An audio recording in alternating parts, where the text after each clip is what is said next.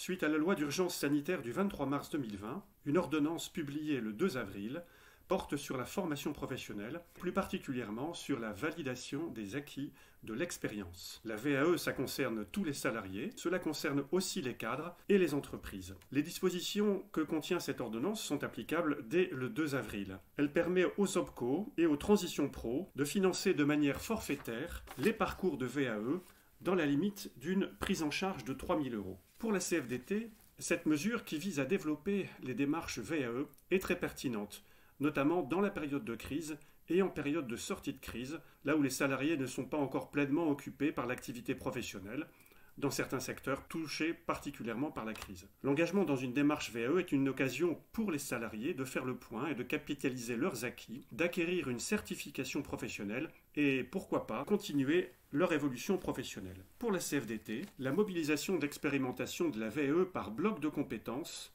sera opportune ainsi et pourra générer des parcours hybrides articulant VAE et formation. Cette mesure est une véritable opportunité pour les partenaires sociaux qui pilotent les OPCO et qui pilotent les transitions pro.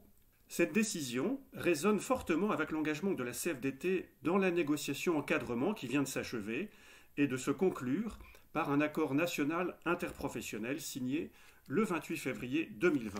Cet accord, signé par la CFDT, invite les politiques RH et le dialogue social d'entreprise et de branche à encourager le développement des compétences et leur reconnaissance par des certifications, à veiller à l'accès des salariés et particulièrement des cadres à la formation, à favoriser la validation des acquis d'expérience déployés dans les activités d'expertise et de management dans toutes les phases de la carrière.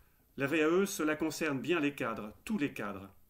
Vous pouvez pour cela prendre conseil auprès des consultants de la PEC à distance, ou bien auprès des opérateurs de formation spécialistes de la VAE depuis longtemps, comme le sont le CNAM ou le CESI. C'est un moyen efficace pour se réapproprier son portefeuille de compétences et pour le valoriser dans l'entreprise ou dans une prochaine étape de vie professionnelle.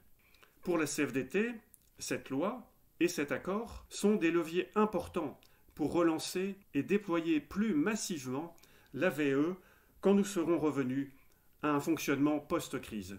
Et pour cela, je vous dis à bientôt.